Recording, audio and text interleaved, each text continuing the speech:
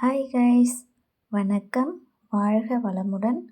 இன்றைக்கி நம்ம என்ன கிளாஸ் பார்க்க போகிறோம் அப்படின்னா பேசிக் ஸ்டிச்சு, செயின் ஸ்டிச்சு தான். இது வந்து பேசிக்காக நம்ம எப்படி நீடில் வச்சு திருப்பணும், அந்த கிளாத்தில் குத்தி திருப்பணும் அப்படின்ற மாதிரி தான் இது கிளாஸ் 1.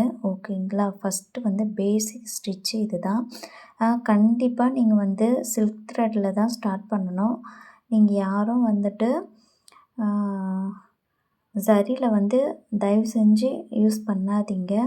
நீங்கள் ஸ்டார்டிங் இப்போ தான் பண்ணுறீங்கன்னா சில்க் த்ரெட் ஹேண்டில் பண்ணுறது கொஞ்சம் கஷ்டமாக இருக்கிற மாதிரி இருக்கும். ஏன்னா இது நம்ம டபுள் த்ரெட்டு யூஸ் பண்ணுவோம். அதனால் நீங்கள் ஃபஸ்ட்டு எடுத்த உடனே ஜரிக்கு போயிட்டிங்கன்னா உங்களுக்கு த்ரெட்டு ஹேண்டில் பண்ண வரவே வராது. ஸோ நீங்கள் ஸ்டார்ட் பண்ணும்போதே இந்த மாதிரி சில்க் த்ரெட்டில் ஸ்டார்ட் பண்ணுங்கள். பாருங்கள், நான் பொறுமையாக ஃபஸ்ட்டு குத்துங்க. நீடில் கீழே இன்செர்ட் பண்ணி மறுபடியும் மேலே எடுங்க, கீழே இன்செர்ட் பண்ணி மறுபடியும் மேலே எடுங்க. இப்போது பாருங்கள், அப்படியே நம்ம நார்மலாக கொஞ்சம் பொறுமையாக நீங்கள் பார்த்தா தான் உங்களுக்கு அதுக்கான அவங்க எப்படி திருப்புறாங்க, நம்ம எப்படி இது பண்ணணும் அப்படின்ற மாதிரி உங்களுக்கு இதுவாகும். சரிங்களா. இப்போது நம்ம எண்ட் நாட் போட்டு க்ளோஸ் பண்ணிக்கலாம். சரிங்களா. இப்போது மறுபடியுமே ஒரு தடவை போடுறேன். பாருங்கள், உங்களுக்கு பார்த்தா தான் நல்லாவே புரியும். சரிங்களா.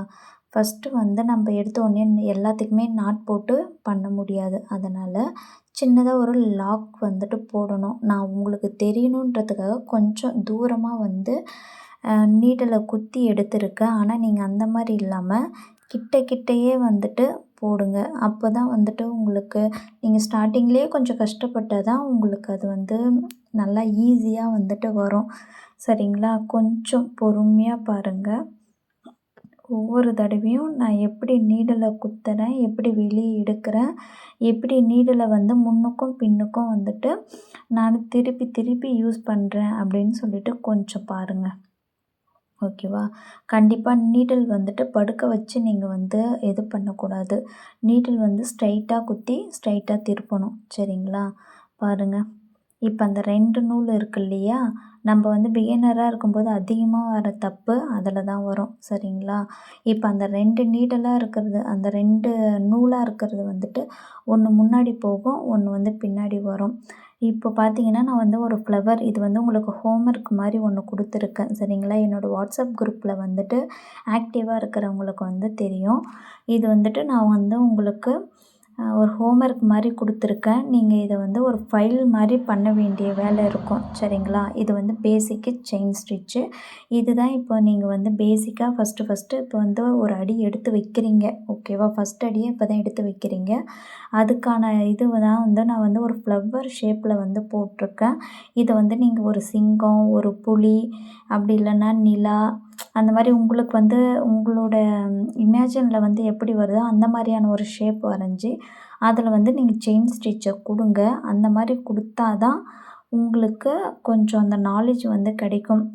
நீடில் எப்படி திருப்பணும், எப்படி வளைக்கணும். உங்களுக்கு ஸ்டார்டிங் ரொம்பவே கஷ்டமாக இருக்கும். நீங்கள் இந்த ஒரு ஸ்டேஜை கொஞ்சம் கடந்து போகும்போது உங்களுக்கு ரொம்பவே ஈஸியாக இருக்கும்.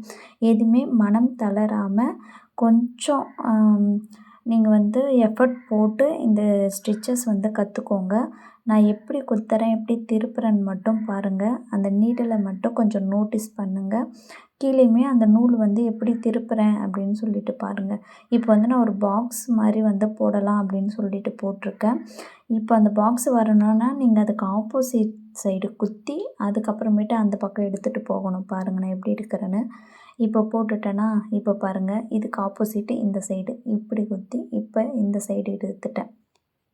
பாருங்கள், இதே போல் தான் நீங்கள் இந்த ஃப்ளவர்ஸ்லையுமே ஆப்போசிட்டு சைடு வரும்போது நீங்கள் அப்படி பண்ணால் தான் அதனோட அந்த ஷார்ப்பு, அந்த எட்ஜஸ்ஸு எல்லாமே ரொம்ப அழகாகவும் ரொம்ப நீட்டாக வரும்.